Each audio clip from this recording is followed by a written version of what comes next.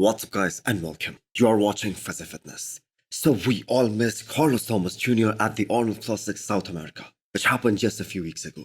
Unfortunately, a close death in the family forced him to delay his competition plans. And I have to say, the way Rafael Brandao showed up at the Arnold Classic Brazil, I think all of us can agree that he wasn't as impressive as he was at the Arnold Ohio stage. So the attendance of Carlos Thomas Jr. at that show, that could have been really threatening for everyone, including Rafael Brandao, who eventually won that show just a couple of weeks ago. So Carlos's match with Tony Button is something we were all really looking forward to, because this was a battle that was supposed to happen at the New York Pro 2023. For those of you guys who do not know, Carlos's original plan was to do the New York Pro as his pro debut in 2023. But unfortunately, he got sick, and because of some digestion issues, he could not compete at that show, and he was forced to postpone his plans, and he decided to compete in August at Texas Pro, where he placed third behind Andrew Jack and Hunter Labrada. Antonio Button was the one who won the New York Pro in 2023 against Beef Stew. So let's talk about the recent progress pictures that were posted by Carlos's coach. Now, from the conditioning perspective, it doesn't seem like Carlos Thomas Jr. is gonna do a show anytime soon. And we have to keep in mind, he is one of those guys who has a really hard time getting shredded as well. Remember his look at Texas Pro last year, where he wasn't even close to the level of conditioning of either Hunter Labrada or Andrew Jack. But his conditioning back in 2021, when he won his pro card, that was super impressive.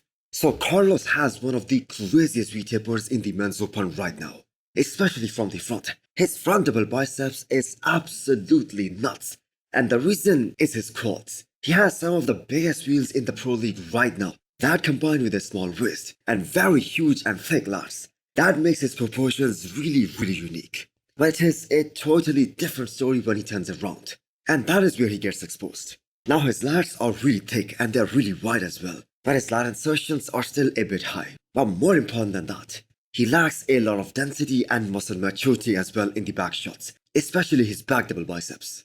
But I do believe if he gets really shredded, he's gonna do extremely well this year. And we have to keep in mind, with the current trend of bodybuilding and the direction in which the judging is heading these days, just having an amazing back, that will not let you win a show. Just take a look at the comparison between Tonio Button and Rafael Brandao. Tonio Button smoked Rafael from the back, and he was overall in a bad condition as well. But still, he lost the show. So hopefully the show announcement by Carlos will happen soon, because this is a special talent, and we need him on the pro stage, and possibly on the Olympia stage as well, because he's gonna bring a lot of excitement. Next up, we have an update from Akim Williams, less than 8 weeks out of his next show, which is gonna be Toronto Pro. And based on what we saw from him at the Arnold Classic Ohio and also at the Arnold UK, he is the favorite going into that show. So Akim proved to us all that when he is on, he is better than majority of the guys who competed at the Arnold Classic, except the 3 big names, Hadi Choopan, Samson Dauda and Rafael Brandao. So he was able to beat the rest of the competition very comprehensively. And not just in one show, he was able to beat all these guys at the Arnold Classic Ohio finals as well. Although his Ohio placing was 6th, and the reason was he lost so much ground at the prejudging. But the way he transformed from the prejudging to the finals, that was absolutely amazing. And then he got straight 3rd place for the Arnold UK. So the Akim that we saw in 2024, we can say that with absolute certainty, that this version of Akim has only one weak shot, and that is the back double biceps. And that is attributed to having very high lat insertions. And that is just genetics, there is nothing he can do about that. And other than that, all his other shots are super impressive. Especially his side shots, they are one of the best out there. So in terms of pure size, Akim can stand next to anyone in the men's open division, and nobody can outmuscle him. He can hold his own very well against anyone in the pro league right now. Again, I have to say his biggest strengths are his side shots, with that insane detail on the side of his legs. When that comes into play, no one can really match him in that department. Plus, Akim does have a very nice flow.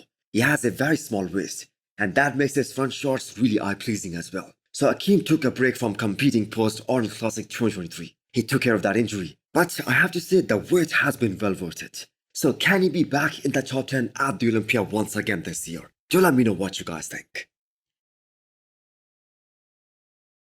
Next up, we have an update from Patrick Moore. Many bodybuilding fans, including most of you guys on my channel, have completely counted him out. And that is based on his track record. I mean, the guy hasn't been able to grow like the rest of the field. And he fell really back, especially in terms of the placings as well. I mean, he was top 5 at a show like Chicago Pro. And I have to say, size wasn't the reason he was placed top 5 at that show. It was because of his lack of conditioning. But let's give him the credit where it's due. The recent flex is easily the best and the biggest Patrick has ever looked during this entire offseason phase. And actually in any of his offseason for that matter. And I will continue to say this. Even with the size that he had at his Olympia debut, that was back in 2019, he was a pretty damn good bodybuilder. Because he was peaked to perfection at his first ever Mr. Olympia. And there was a reason he was able to crack top 10 at that show. And if you take a look at the lineup, ideally speaking, he should have been higher than 10th. He was actually looking better than Cedric McMillan, who placed 7th at that show. But unfortunately, after that contest, Patrick was never really able to hit his peak again. And the progression in terms of the size and what the judges wanted to see on this guy, that too did not happen as expected. Plus, Patrick also had a few injuries along the way as well, that also impeded him from getting bigger, getting better. But this right now, this looks really impressive. So no show announcement has been made as of right now. But whatever show he chooses to do next, let's just hope that he nails his condition. Because with the size that he is currently carrying, he's gonna be a different version of himself if he is actually able to peak right. And I think he can qualify for the Olympia 2024. Zania Pro is turning out to be such a big show, especially with the mutant Nick Fokker in there. And because of that, a lot of other competitors aren't getting the media coverage. So let's talk about the 4 weeks out physique update of the only man who is representing German bodybuilding in the men's open bodybuilding division right now. And that is Tim Budhu. And I have to say the guy is looking extremely impressive right now. So Tim is always very muscular. And he is always very spot on in terms of conditioning as well. So last year he did multiple shows, but he failed to win one because he isn't as good from the back as he is from the front. Plus he isn't the most athletic guy out there. He isn't the shape guy, and he isn't the biggest guy either. Plus he isn't one of those guys who has a lot of separation, especially on his quads. We all saw that picture of him, Jay Cutler and Rubel Mosquera at FIBO Germany. Now Tim does have big legs, but he lacks the aesthetics. So if we look back at his competition pictures from last year, he was shredded inside out. And if you have been following his journey for some years, his conditioning is always really impressive. And he has made some tremendous improvements over the years, especially in terms of the overall size. And that is what he was aiming for in this offseason as well. Now I have to say he has to be really realistic. And he has to be really strategic in terms of the show that he picks. Because if any big name is entering that show, he isn't going to be able to win that one. Like for instance the New York Pro this year. So let's hope Tim doesn't do Cali Pro. Instead, he goes to Korea on that same weekend and he does that show.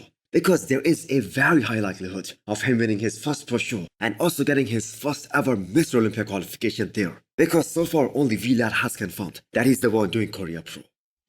So hit the thumbs up button if you liked the video. And smash the subscribe button if you wanna come back for more. Thanks for watching.